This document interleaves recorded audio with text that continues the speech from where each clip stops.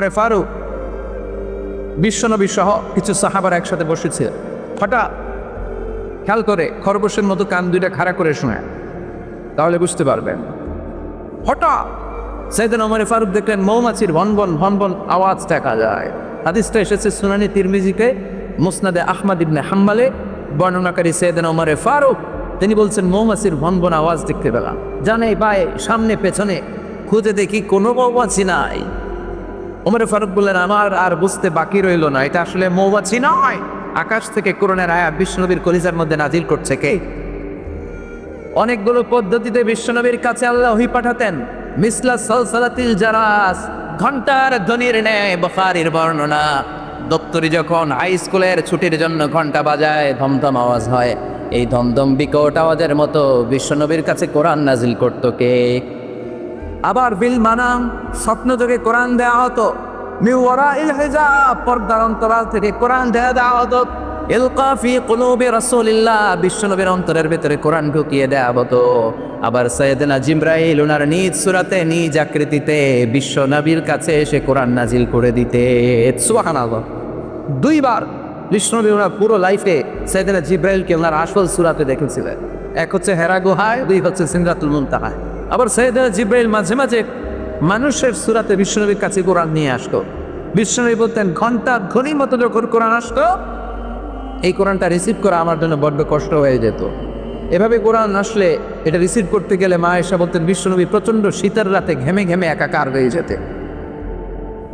আর যখন জিবরাইল মানুষের সূরাতে আসতো, রিসিভ করাটা আমার জন্য সহজ করে দিল কে। আরেকটা মজার সিস্টেমে বিশ্বনবীর কাছে আল্লাহ পাক কোরআন নাজিল করতেন। ওই সিস্টেমটা হলো মিসলা দাওয়িয়া সাউতিন নাল। জিবরাইলরে দেখা যায় না, ঘন্টার দমদম আওয়াজ নাই, চারদিকে মৌমাছির বনবন গুনগুন গুনগুন শব্দ দেখা যায়। আসলে গুনগুন শব্দ নয়, কোরআন পাঠায় কে। ওমরে ফারুক বললেন বিশ্বনবীর সাথে আমরা বসা কাবার সামনে, হঠাৎ দেখি ভন ভন ভন মৌমাছির আওয়াজ। জানে ভাই সামনে পেছনে মৌমাছি খুঁজলাম, মৌমাছি নাই। আমি বুঝে গেলাম আসলে এটা মৌমাছি না, আসলে কি কোরআন। হঠাৎ দেখলাম বিশ্বনবী আমাদের দিক থেকে মুখ ঘুরিয়ে কাবার দিকে বসলেন, চোখটা বন্ধ করে মাথাটা নিচের দিকে করে বিড়বিড় করে কি যেন রিসিভ করছেন, কি যেন দেখছেন, কি যেন পড়ছেন।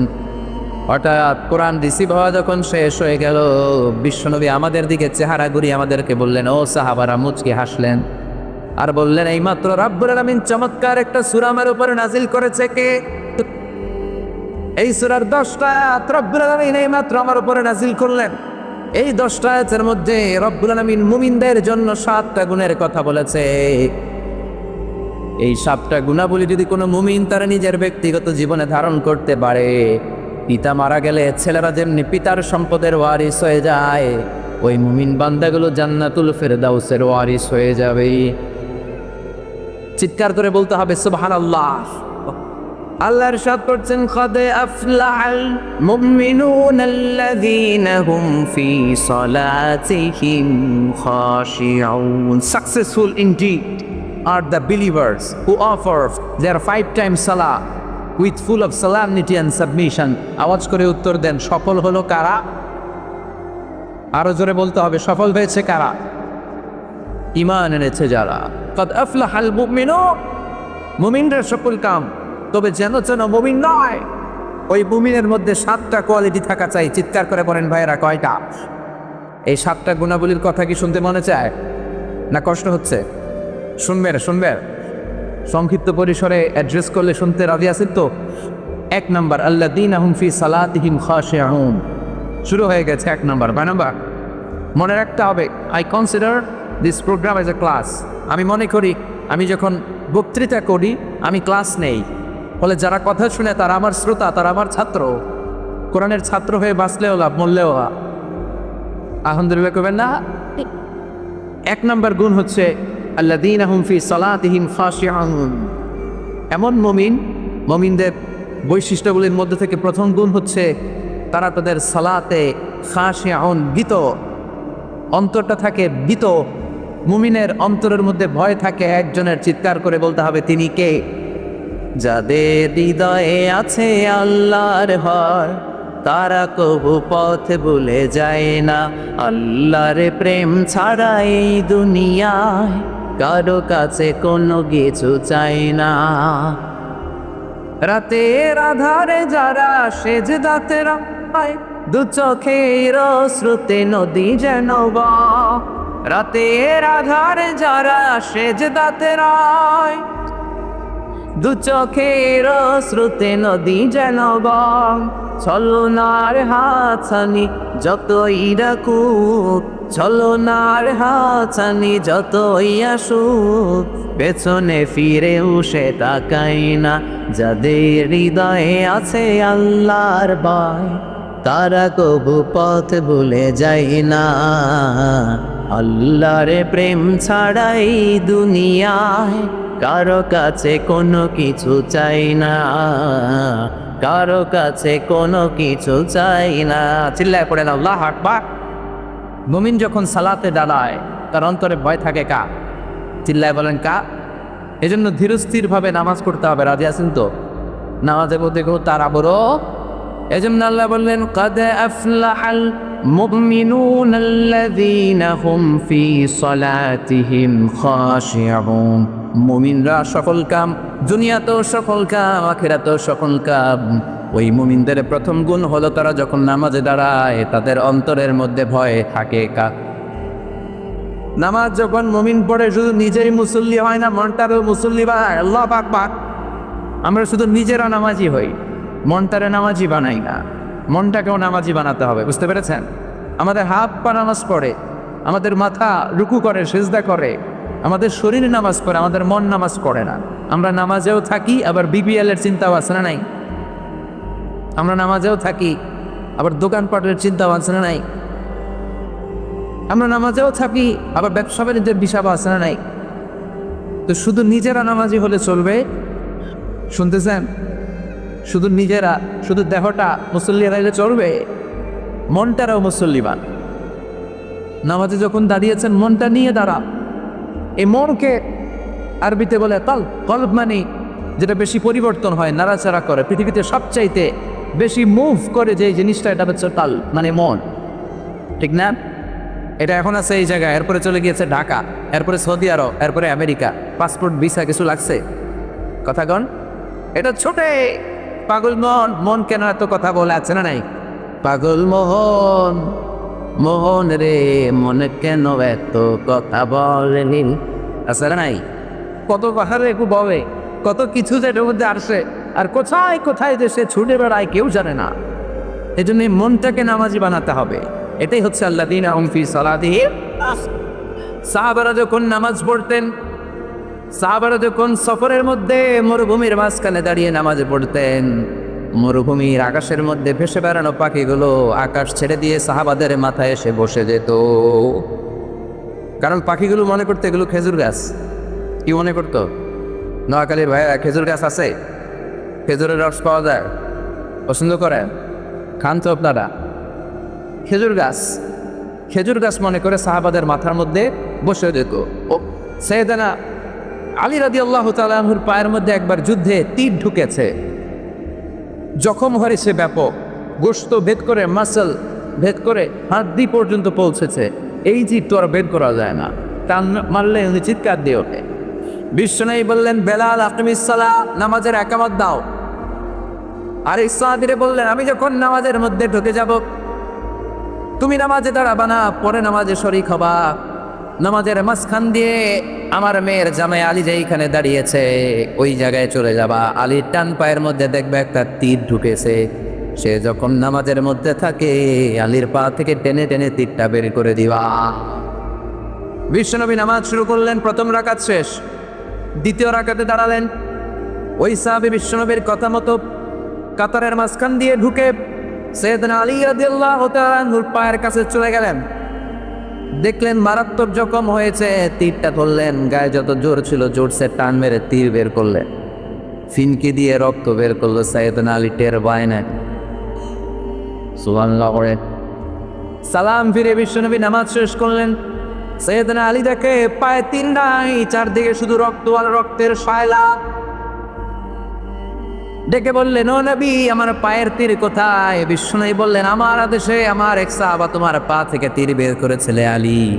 আমি জানি তুমি যখন নামাজের মুসল্লায় দাঁড়িয়ে যাও দিন দুনিয়ার কোনো হুঁশ তোমার থাকে না রে আলী।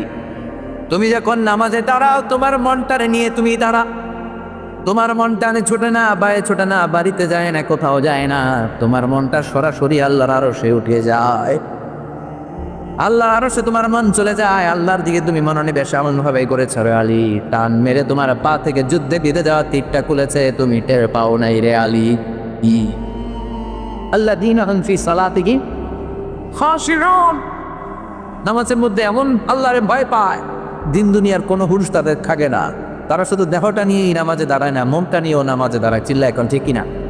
কিন্তু আমাদের তো মন নামাজে থাকে না, মন ধরে রাখা যায় না। পাগল মন, মন কেন এত কথা বলে, মন কেন এত দিকে ছোটে, ঠিক কিনা? এই মনটারে নামাজে ধরে রাখার দরকার আছে না? নোয়াখালীর ভাইয়েরা, নামাজে মনোযোগ থাকে না, এই সমস্যা আমাদের আছে না? নাই আছে না? আছে না? এটা কমন সমস্যা, মন থাকে না। আমরা কি চাই না আমাদের সালাদটা আমাদের সাথে থাকুক, আমাদের মনটাকে নিয়ে আমরা নামাজ পড়ি? বিশ্বনবী কিছু টিপস শিখিয়েছেন, এই টিপসগুলো শুনতে চান? কিভাবে সালাতের ভিতরে মনোযোগ আয়ন আপনি করবেন, বৃদ্ধি করবেন কিভাবে? 5টা টিপস আপনাদেরকে শোনাবো। কয়টা মনে থাকবে? না খাইয়ে ফেলবেন খেজুরের রসের সাথে? মনে থাকবে তো? টিপস নাম্বার 1, বিষ্ণু বললেন সল্লু সালাতান মুআদ্দিয়া, বিদায়ী নামাজ পড়, আখিরি নামাজ পড়। প্রতিটা নামাজের ওয়াক্তের সময় মনে করো, হতে পারে এই নামাজটাই আমার জীবনের শেষ নামাজ। হতে পারে না? কথা কম। আমার ঘড়িতে এখন বাজছে একেবারে বরাবর রাত 11টা। আপনাকে বলা হলো রাত 12টায় আপনাকে পৃথিবী ছেড়ে চলে যেতে হবে। শুনতেছেন? মনোযোগ নাই মনে হয়। স্লোগান দেন, দিল্লা বেতে বে। রাত 12টায় আপনাকে চলে যেতে হবে আল্লাহর দরবারে। মাহাকুল মাউত এসে আপনার রূহ কবজ করে নিয়ে যাবে। এখন বাজে 11টা, উনি আসবেন 12টায়, তো আমার আছে কয় ঘন্টা? জোরে বলেন। বলা হলো এই 1 ঘন্টায় আপনার জীবনের শেষ সময়, আখেরি সুযোগ। যান 2 রাকাত নামাজ পড়েন। ওই দিনের 2 রাকাত নামাজের মতো কি আমার সারা জীবনের কোনো নামাজ ভাগে? কারণ আমি জানি 1 ঘন্টা পরে এই ক্ষণিকের দুনিয়া ছেড়ে আমাকে চলে যেতে হবে। ওই দিন আপনি এত সুন্দর করে অজু করবেন, জীবনে এত চমৎকার অজু করেন নাই, যেরকম ঠিক কিনা? ওই দিন আপনি এত চমৎকার করে জামা পড়বেন, হাতে পায়ের মধ্যে আতর লাগাবেন, যায় নামাজে দাঁড়িয়ে আল্লাহু আকবার বলে নামাজ শুরু করবেন। কাঁপতে কাঁপতে আপনি কিয়াম করবেন, রুকু করবেন, সিজদায় যখন যাবেন, সিজদায় যে কাঁদতে কাঁদতে কাঁদতে কাঁদতে ওই দিন আপনি যায় নামাজটারে চোখের পানি দিয়ে ভিজিয়ে দিবেন, ঠিক কিনা? কারণ আপনি সুনিশ্চিত 1 ঘন্টা পরে আপনাকে চলে যেতে হচ্ছে। 1 ঘন্টা পরে আপনাকে চলে যেতে হবে। ওই দিনের সেজদাটা আপনার জীবনের সবচাইতে শ্রেষ্ঠতম সেজদা হবে, ঠিক কিনা? কারণ আপনি জানেন আপনি চলে যাবেন, এটাই আপনার জীবনের শেষ নামাজ। তো প্রতিটা নামাজ যখন আমরা পড়ি, এর পরের নামাজ আমাদের জীবনে আছে কিনা কোনো গ্যারান্টি আছে নাকি? তাহলে প্রতিটা নামাজের সময় হতে পারে এটা আমাদের জীবনের শেষ নামাজ। এই চিন্তাটা করার দরকার আছে না? নাই। আরো আধা ঘন্টা যে আমরা বেঁচে থাকবো, কেউ গ্যারান্টি দিয়ে হাত তুলতে পারবেন? 10 মিনিট বাঁচবো, গ্যারান্টি আছে? শ্বাস যেটা ঢুকাইছি এই শ্বাসটা বের করতে পারবো, গ্যারান্টি আছে?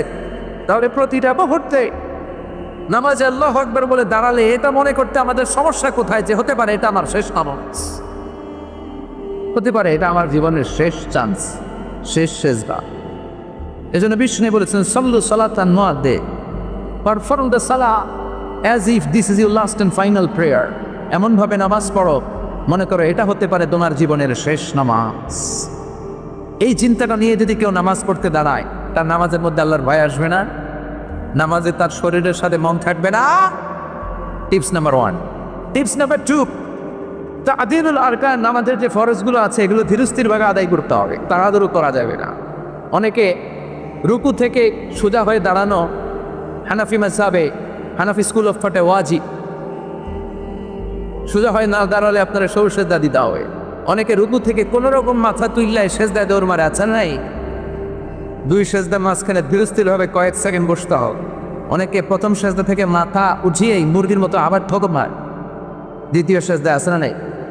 কথা বলেন না, আপনাকে ধীরস্থিরভাবে সালাত আদায় করতে হবে। There is no rushing in salah, there is no hastiness in salah। নামাজে কোনো তাড়াহুড়ো নাই, নামাজে কোনো হ্যাস্টিনেস, রাশিং নাই। আপনি ধীরস্থিরভাবে পড়বেন। এমনকি সালাত শুরু হয়েছে, জামাত ধরার জন্য দৌড়ে যেতেও বিশ্বনবী নিষেধ করেছেন। কোন ঠিক কিনা? ইদা উকিমাতিস সালাহ ফালা তাতুহা তাসআউ ওয়া আতুহা তামশুন আলাইকুম বিসসাকিনা ফামা আদরাকতুম ফাসাল্লু ওয়া মা ফাতাকুম ফাতিমু। নামাজ শুরু হয়েছে, জামাতে যাচ্ছ, দৌড়ে যেও না, ধীরস্থিরভাবে যাও। দৌড়ে গেলে আপনার ব্রেথ ইন ব্রেথ আউট বেড়ে যাবে, শ্বাস প্রশ্বাস। তা আপনি নামাজে দাঁড়িয়ে হাঁফানি বেড়ান নিয়ে আল্লাহর সামনে দাঁড়াবেন, না ধীরস্থিরভাবে আল্লাহ প্রশংসা করবেন? অনেকে এটা করে। মাগরিবের নামাজ জাফালি কেরাত, ইমাম কেরাত ধরছে আল্লাহু আকবার, ওয়াদ-দুহা ওয়াল-লাইলি ইযা মা ওয়াদ্দাআকা রাব্বুকা ওয়া মা ওয়ালাল আখিরাতু খায়রুল লাকা মিনাল। মুসল্লি মুখস্থ, মুসল্লি অজুখানে অজু করতেছে, অজু ওনার মাঝামাঝি কেরাত ধরছে ছোট, উনি মনে মনে ভাবতেছে অজু যদি তাড়াতাড়ি না করি আর রাকাত ধরার জন্য যদি দৌড় না দিই তাহলে রাকাত মিস। কোনো রকম অজু করে দিছে দৌড়। মসজিদও ছিল টাইলসের মসজিদ, উল্টায় পড়ছে, মুসল্লি লুঙ্গি একদিকে, মুসল্লি আর একদিকে। আছে না নাই? এক মুয়াজ্জিন আমাদের এলাকায়, উনিও দৌড় মাইরা টাইলসের মসজিদে উল্টায় পড়ছে, ঠ্যাং ভাইগা 6 মাস। আছে না নাই? এই জন্য সুন্নাত যেখানেই ভাইরাল হবে ওইখানে আমাদের জীবনে বিপদ আছে না নাই? ধীরস্থির ভাবে যাব। বিষ্ণু বলেছেন ফামা আদরাকতুম ফাসাল্লু, যতটুকু পাও ইমামের সাথে পড়ো, ওয়া মা ফাতাকুম ফাতিমু, যেটা ছুটে গিয়েছে আগে পড়ো, তোমার সাহাবকে কবুল করবে কে? বিশ্বনবী মসজিদে নববীতে বসে এক সাহাবী নামাজ পড়লেন। নামাজ পড়ে বিশ্বনবীর কাছে আসার পরে বিশ্বনবী বললেন সল্লি ফা ইন্নাকা লাম তুসাল্লি, নামাজ পড়ো, তোমার নামাজটা হয় নাই। সাহাবী আবার যে নামাজ পড়লেন, আবার আসলেন, বিশ্বনবী বললেন সল্লি ফা ইন্নাকা লাম তুসাল্লি, নামাজ পড়ো, নামাজ হয় নাই। আবার সাহাবী নামাজ পড়ে আসলে বিশ্বনবী বললেন সল্লি ফা ইন্নাকা লাম তুসাল্লি, রিপিট রিপিট রিপিট ইউর সালাহ because you didn't offer your salah in a correct way. তোমার নামাজ হয় নাই, সঠিক পন্থায় হয় নাই, আবার করো। 3 বার সাহাবী নামাজ পড়ে এসে এবার কেঁদে দিলেন, বললেন প্রাণের নবী, এর চেয়ে ভালো আর আমি পড়তে পারি না। বিশ্বনবী জড়িয়ে ধরলেন, বললেন সাহাবী আয় আমার কাছে আয়, তোরে শিখিয়ে দেই। যখন দাঁড়াবি তাড়াহুড়ো করবি না, যখন রুকুতে যাবি পিঠটা সোজা করবি, ধীরস্থিরভাবে রুকুতে যাবি। হাত্তা তাতমাইন্না রাকিআন, আপনি সালাতের মধ্যে রিল্যাক্স করবেন। You have to maintain the relaxation in your সালাহ। নামাজে রিল্যাক্স, তাড়াহুড়ো করা যাবে? রুকুতে রিল্যাক্স করেন, সেজদায় ঝুঁকে পড়ে আপনি রিল্যাক্স করেন। বিষ্ণু বললেন যখন সেজদায় যাবা ধীরস্থির সেজদা করো, সেজদা থেকে যখন বসবা ধীরস্থিরভাবে সেজদা করো, তাড়াহুড়ো করে নামাজ পড়া যাবে। তাহলে 1 নম্বর মনে করবেন এটা জীবনের শেষ নামাজ। 2 নম্বর ধীরস্থিরভাবে করতে হবে। 3 নম্বর জামাতে করতে হবে। কাজে আছে সালাতুল জামাআত তাফদুলু সালাতুল ফাযযি বি27 দারাজা। একা পড়লে যেই জামাতে পড়লে কয়জন বেশি? হ্যাঁ, 27 লোক। সপ্তম মুফাসসিরে কোরআন সব অবস্থা আলহামদুলিল্লাহ পড়ে। নোয়াখালীতে আলেম বেশি, নোয়াখালীতে আলেম বেশি, ইসলামের চর্চাও বেশি, ইসলামিক সাধারণ জ্ঞান বেশি। চিল্লায় পড়ে আল্লাহু আকবার। তার মানে 3 নম্বর টিপ, জামাতে পড়ব। জামাতে পড়লে মনে দিক সেদিক যায় না। একা একা পড়লে মনের মধ্যে কুতকুতি আসে না নাই? একবারই না ঢুকে আর একবার ওইটা, এই জন্য জামাতে পড়বেন। 4 নম্বর, সালাতে যা পড়ছেন বুঝে পড়বে। সালাতে কি বলি কিচ্ছু বুঝি না, আজীবন বললাম তাহিয়াত লিল্লাহি ওয়াস সালাওয়াত ওয়াত তাকবীরাত, কি কইছে নিজেই জানি না, আছে না নাই? এই জন্য হৃদয়ে টাচ করে না, কি যে আল্লাহর শোনে আমি নিজেই জানি না। আজীবন পড়লাম সামি আল্লাহু লিমান হামিদা, সামি আল্লাহু লিমান হামিদা কি জানি না, এরকম মাসালা নেই। জানার চেষ্টা করবেন এগুলোর অর্থ কি, তারপরে মনোযোগ থাকবে। সবশেষ কথা হলো সালাতের সুন্নাহগুলো মনোযোগের সাথে আদায় করবেন। সালাতে অনেক সুন্নাহ আছে, হাত বাঁধা সুন্নাত। এই উপর থেকে নাভি পর্যন্ত পুরোটাই হাত বাঁধার জায়গা, যেখানে মন চায় বাঁধেন, না মন চাইলে হাত ছেড়ে দেন, তাও নামাজ হবে, সুবহানাল্লাহ। কিন্তু হাত বাঁধেন এটার আসারে নেই। রফুল ইয়াদাইন, রুকুতে সেজদা যাওয়ার আগে আল্লাহু আকবার, এটা করা সুন্নাহ। তবে হানাফি স্কুল পাঠে এটা অনুসারিত করা হয়েছে। দুটোই হাদিস আছে, যা যেটা সুবিধা। প্রতিবার রফুল ইয়াদাইন করলে 10টা করে সওয়াব। যারা প্র্যাকটিস আছে করেন, যাদের প্র্যাকটিস নাই না করলেও চলবে, এটাও সালাতের পদ্ধতিতে আছে নেই। এরপরে যখন তাশাহুদ পড়বেন আঙ্গুল উঠান, আঙ্গুল উঠালো সওয়াব আছে না নেই? পায়ে গটিয়ে রাখেন কিংবা এরকম নাড়ান। বিশ্বনবী বললেন আসাদ্দু আলা শাইতান মিনাল হাদিদ, শয়তানের মাথার মধ্যে লোহা দিয়ে পিটালে শয়তান যে ব্যথা পায়, তাশাহুদে বসে শাহাদাত আঙ্গুলিটা নাড়ালে এর চেয়ে বেশি ব্যথা পায়। আমল করেন। আমিন বলা সুন্নাহ, জোরে বলেন কিংবা আস্তে বলেন, কিন্তু বলবেন, মিস করা যাবে না। ইদা আম্মানা আল ইমাম আমিনু, ইমাম যখন আমিন বলে আমিন বলো, তোমরা আমিন গেলে ফেরেশতারাও আমিন বলে, তোমাদের আমিন ফেরেশতাদের আমিন যখন মিলে যায় আল্লাহ তোমাদের পূর্বে সব গুনাহ মাফ করে দেয়। কিন্তু জোরে না আসতে এটা নিয়ে কিলাকিলি করা যাবে? আমিন নিয়ে কিলাকিলি আছে না নাই? আল্লাহ আমাদেরকে হেদায়েত দান। তাহলে এই 5টা টিপস যদি মেনে চলে আপনার মনোযোগ বৃদ্ধি করে দিবে কে? এজন্য আল্লাহ বলেন قد أفلح المؤمنون الذين هم في صلاتهم خاشعون والذين هم عن اللغو معرضون। মুমিন বান্দার 1 নাম্বার গুণাবলী নামাজের মধ্যে মন থাকবে কার দিকে? মুমিন বান্দার 2 নাম্বার গুণাবলী ওয়াল্লাযীনা হুম আনিল লাগবি মুরিদুন। মুমিন বান্দারা কখনো কোনো অনর্থক কাজ করে না। পড়েন সুবহানাল্লাহ। অনর্থক কোনো কথা পাওয়া যাবে? লাগবুন মানে অর্থক জিনিস, যেটার অর্থ হয় না, নিরর্থক, অনর্থক, বাজে কাজ, মন্দ কাজ। মুমিন তো ওই কাজ করে, মুমিন তো ওই কথা বলে, মুমিন তো ওইখানে যায় যেখানে গেলেই সওয়াব। সুবহানাল্লাহ পড়ে। এই যে সুবহানাল্লাহ পড়ছেন, সওয়াব আছে না নাই? তাহলে চিল্লায় পড়েন সুবহানাল্লাহ।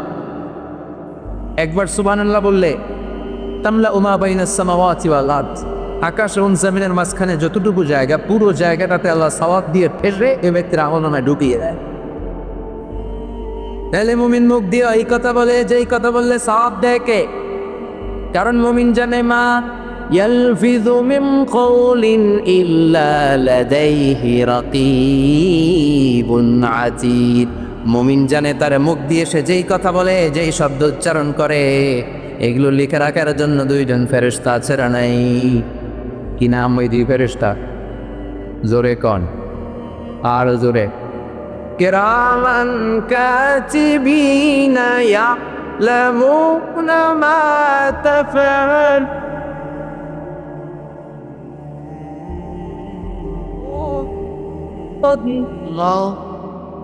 যা করি যা বলি 2 ঠোঁট দিয়ে যে শব্দগুলো বের হয় সব শব্দ লিখে রাখে কে? এই জন্য মুমিন যা বলে ভালোটা বলে, কল্যাণের কাজ করে, যেটা বলবে কল্যাণের কথা বলবে, যেই দিকে যাবে কল্যাণের পথে ছুটবে। মুমিন কখনো কোনো অনর্থক কাজ করে নাকি? মুমিন কান দিয়ে যা শোনে, এই শোনাটাতে সওয়াব আছে না? আপনি যদি হিন্দি গান শুনেন সওয়াব আছে? দুম্মা চলে দুম, তুঝে দেখা তুহে জানা সানাম, সওয়াব আছে? কথা বলে যেন কানে শুনি সদা তোমার কালাম, হে থেকে খোদা চোখে যেন দেখি শুধু কোরআনের আয়াত। শোনো আমার মুনাজাত, পড়েন শোনো শোনো ইয়া ইলাহি আমার মুনাজাত, শোনো আমার মুনাজাত। পড়েন আমি। এজন্য কখনো মুমিন ঝগড়ায় যায় না, মারামারিতে যায় না, কিলাকিলিতে যায় না। মুমিন মুখ দিয়ে যেইটা বলে ভালোটা বলে, মুমিন কান দিয়ে যেটা শোনে ভালোটা শোনে। কেউ যদি পায়ে পাড়া দিয়ে ঝগড়া রাখতে চায়, মুমিন তাদেরকে সালাম দেয়। কি দেয়? কথা বলেন।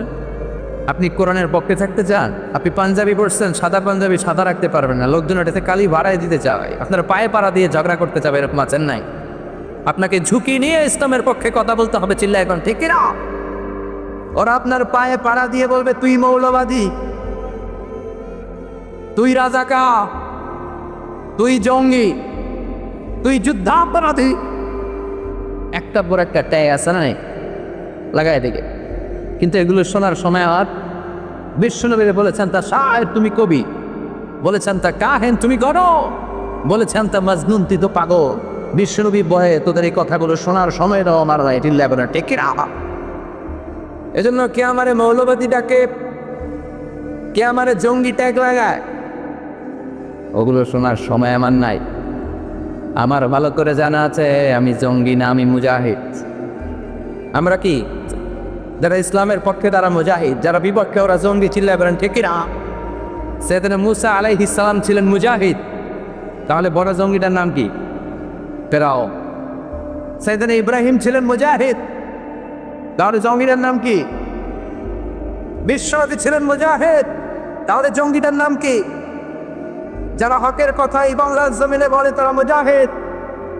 আর ইসলামের বিপক্ষে তারা শাহবাগে আন্দোলন করে এক একটা জঙ্গি চিল্লায় বলো ঠিক কিনা?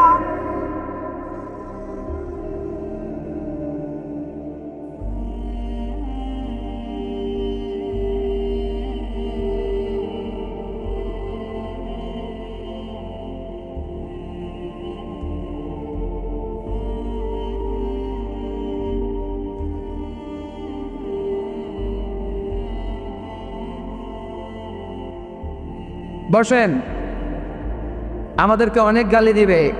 বিশ্বরবি যেখানে গালি থেকে রেহাই পায় না, আমি সলিমুদ্দি আর কলিমুদ্দি যখন লিখিরা গালি দিবে, ট্যাগ লাগাবে, এইটা বলবে সেইটা বলবে, আমলা করবে মামলা করবে, এগুলো দেখার টাইম আমার নাই। সেই লাইক লিখিরা এই জন্য আল্লাহ বললেন ওয়াল্লাযীনা হুম আনিত্তাবি মুরিদুন, মুমিন বান্দারা অনর্থক কাজে যায় না, যেটা ভালো কাজ, নিজের কল্যাণ, সমাজের কল্যাণ, ফ্যামিলির কল্যাণ, জাতির কল্যাণ, দেশের কল্যাণ, দশের কল্যাণ, ওই কাজে মুমিনরা ছাড়াই। এরপরে আল্লাহ বললেন ওয়াল্লাযীনা হুম লিয-যাকাতি ফাঈলুন, মুমিন বান্দারা যখন সম্পদশালী হয়ে যায়, ওই সম্পদ থেকে যাকাত দেয় কার খুশির জন্য? দে যাকাত, দে যাকাত, তোরা দে রে যাকাত, তোর দি খুলবে পরে, আগে খুলো খাত, দে যাকাত, দে যাকাত, তোরা দে রে যাকাত। ঠিক কিনা?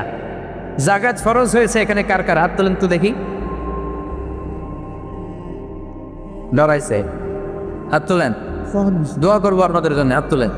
মাশাআল্লাহ, যারা যাকাত দেয় আল্লাহ তুমি তাদের সম্পদে আরো বারাকা দাও, তাদেরকে আরো বড় বিজনেস ম্যাগনেট বানিয়ে দাও, এদের মাধ্যমে ইসলামকে তুমি আরো কবুল করে নাও, কাজগুলোকে আরো বুলন্দ করে দাও। আল্লাহ বললেন মুমিন মুমিন বলে ভাবে ফায়দা করলে তুই মুমিন হবি না, তোর নামাজ ইমান থাকতে হবে, আজে বাজে কাজে তুই যেতে পারবি না। আমি যখন তোকে সম্পদশালী বানিয়ে দেব, ওই সম্পদ থেকে গরিবদেরকে তাদের হক তোদের গুছিয়ে দিতে হবে। যেরকম ঠিক কিনা? আল্লাহ বলেন তুই যাকাত দিবি না কেন? এই টাকার মালিক তো তুই না, এই টাকা তোরে দিছে কে?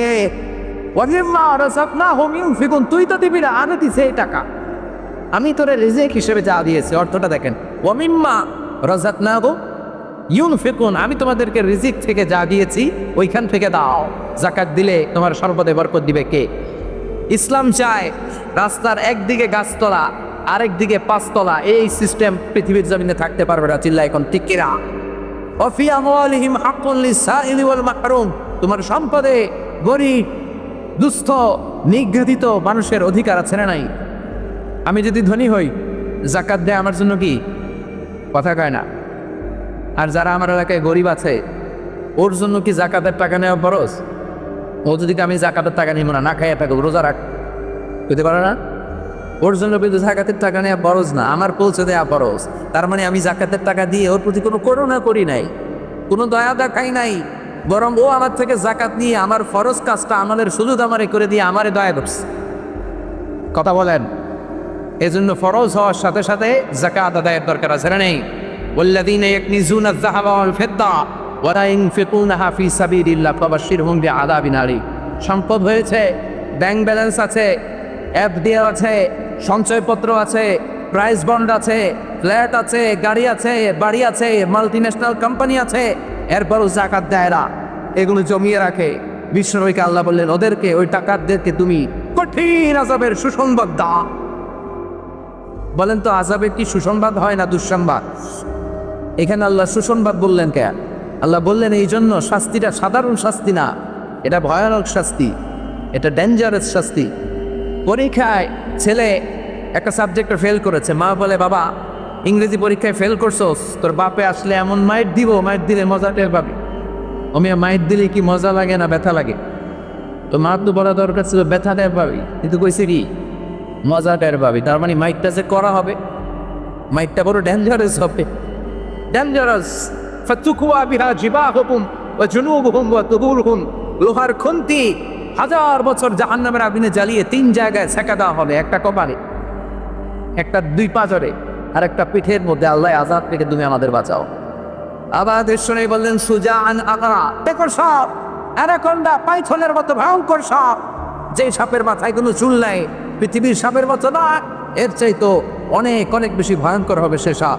পা থেকে পেঁচিয়ে কোমর, কোমর থেকে পেঁচিয়ে গলা, গলা থেকে পেঁচিয়ে চোখের সামনে এসে বলবে আনা মালুক আনা কানজুক, আমি তোর ব্যাংক ব্যালেন্স, আমি তোর টাকা, আমি তোর এফডিআর, আমি তোর সঞ্চয়পত্র, আজকে আবার খা। আজকে আমারে, আজকে কি সাপ মরে খাবে না ও সাপেরে খাবে? সাপের এক একটা ছোবলে তার পুরো দেহটা পয়জনাস হয়ে, ভ্যারাস হয়ে, বিষাক্ত হয়ে জামিনের ভেতরে 70 হাত বেড়ে যাবে। এই জন্য আল্লাহ বললেন গোলাম ওয়াল্লাযীনা হুম লিযাকাতি ফাইলুন, মুমিন বলে যদি নিজেদেরকে দাবি করতে চাও 3 নাম্বার গুণাবলী যাকাত দিয়ে দাও।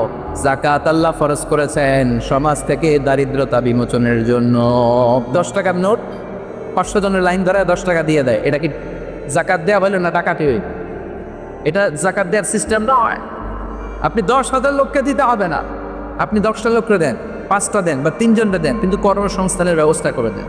এমন কিছু করে দেন যেটা দিয়ে কিছু করে টোরে সে খেতে পারে, ফ্যামিলিটারে চালাতে পারে, আর কোথাও যেন যাকাতের জন্য হাত পাতা না লাগে।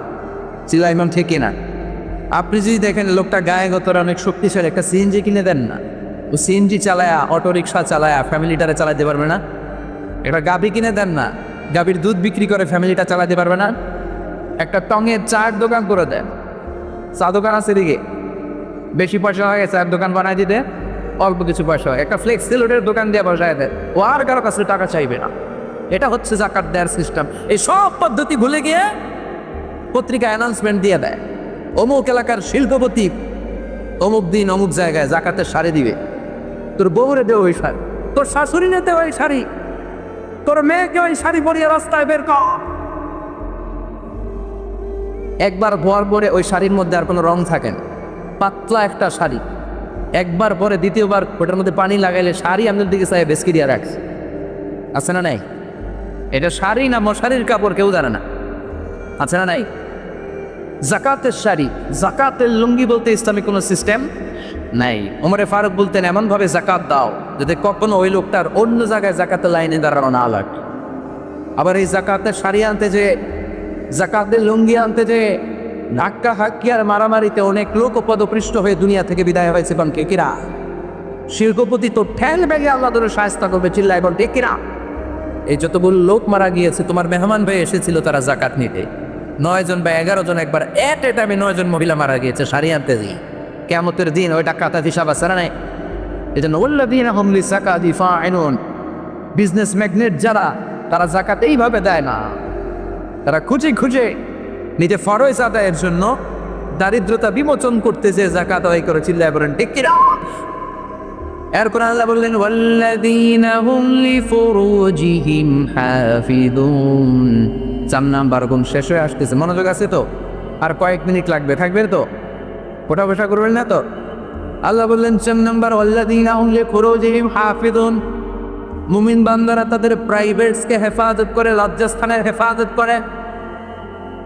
স্ত্রী ছাড়া বিবাহ বহির্ভূত কোনো সম্পর্কে, পরকীয়ার মতো জঘন্য কোনো সম্পর্কে মুমিন জড়াতে পারে না। মুমিন তাদের লজ্জাস্থানকে হেফাজত করে কার ভয়ে?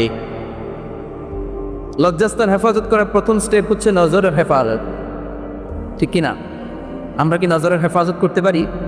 কথা বলেন। আমাদেরকে বলা হয় ধর্ষণ করো না, রাষ্ট্রীয় স্লোগান ধর্ষণ করো না, কিন্তু ধর্ষণের যত উপাদান পুরো সমাজের মধ্যে আসা নেই।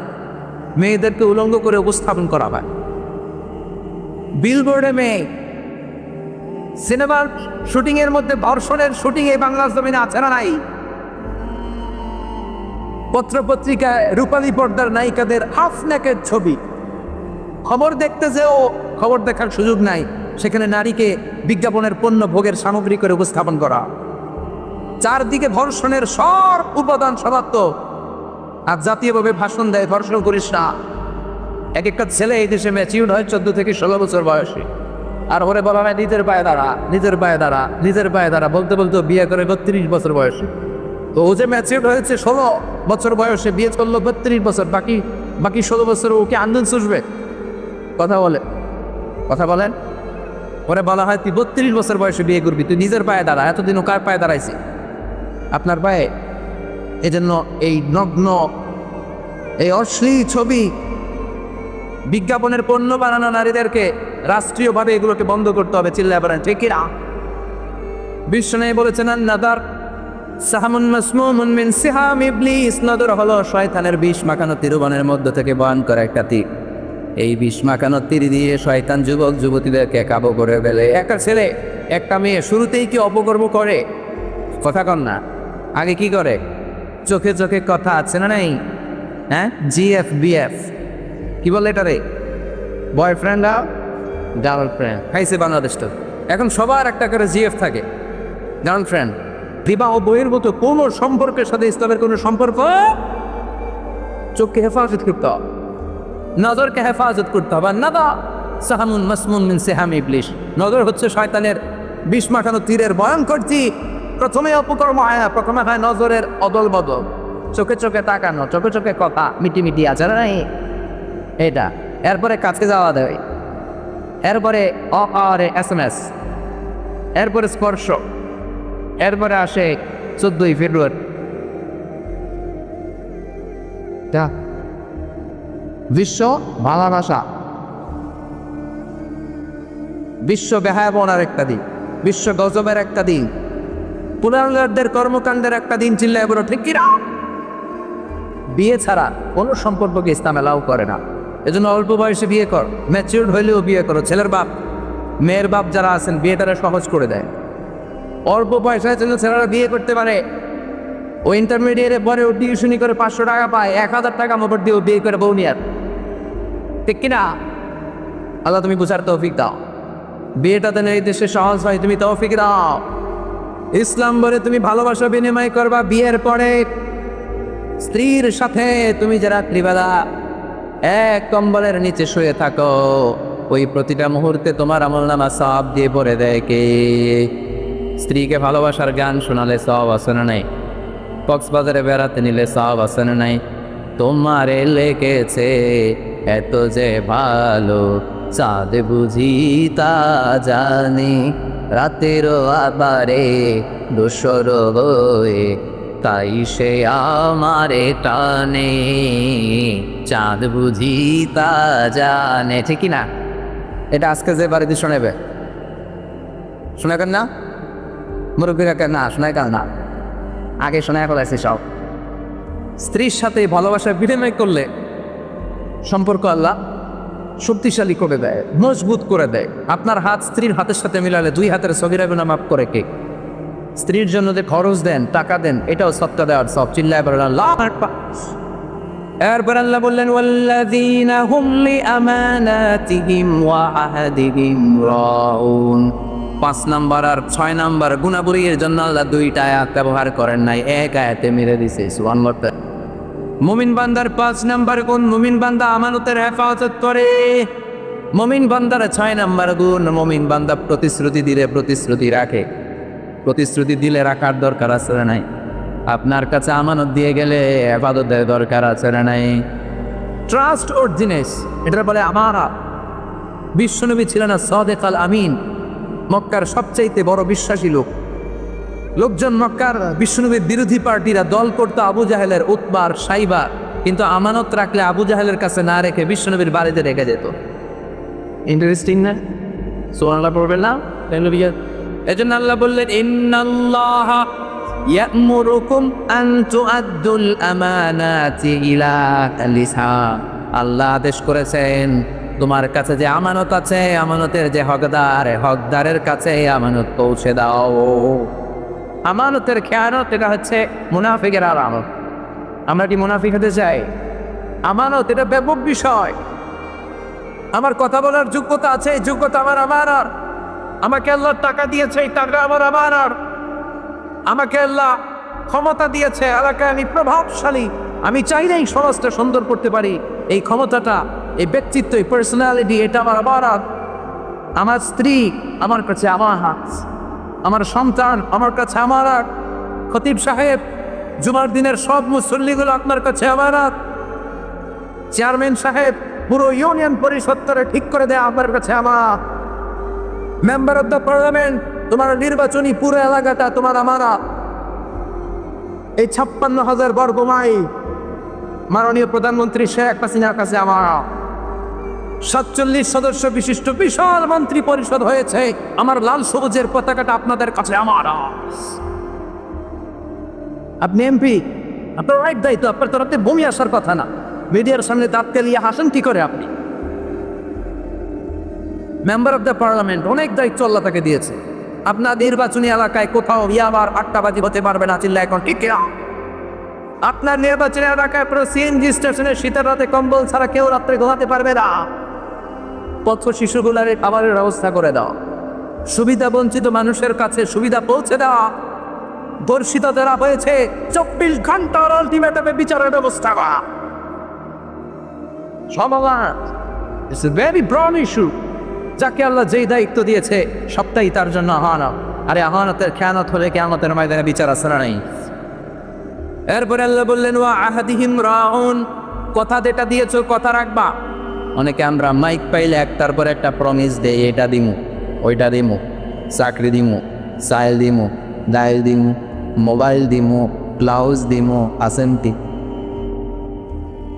মোবাইল দিবে, ব্লাউজ দিবে, শহর দিবে, আছে না নাই? যেটাই ওয়াদা করবেন ওয়াদাটা রাখতে হবে। এটা নবীদের সুন্নাত, এটা ভালো মানুষের সুন্নাত, এটা আল্লাহ ওদের সুন্নাত। চিল্লায় বলো ঠিক কিনা?